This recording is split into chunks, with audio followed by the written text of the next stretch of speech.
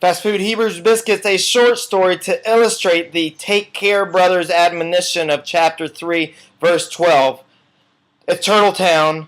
It's a hill. On one side of the hill, you've got a coast. Turtles all congregate and habitate right in that area. The other side of the hill are the pigs slopping around. As we know, pigs dirty, turtles clean. Well, we've got Tony the turtle who's been inching his abode farther and farther up towards the summit. One evening, he actually is able to have a view of the pigs, and they are slopping around, having a good old time.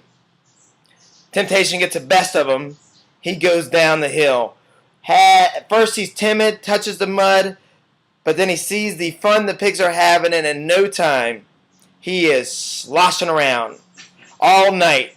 Sunrise happens. He travels back up the hill and goes back to his abode.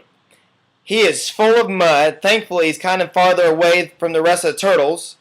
And then he realizes he needs to go wash off. But to wash off, they'll all see the mud. They'll know where he spent the evening.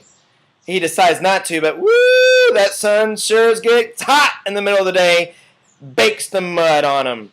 It's hot and itchy, uncomfortable. He can't bear it. By nightfall, he either goes and washes and will be seen, or, that mud might provide a nice temporary relief. Goes back to the pigs. Great night, feels great. Next day, sun, baked. Now he's got 2 shells.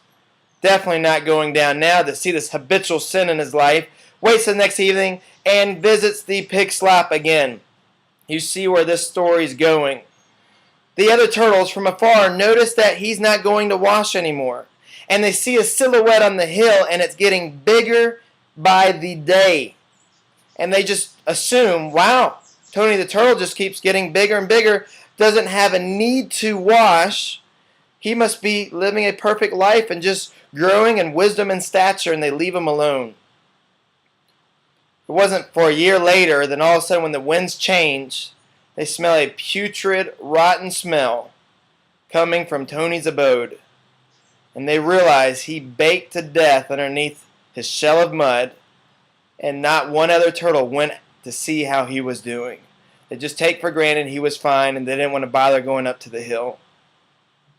We are called to take care of each other.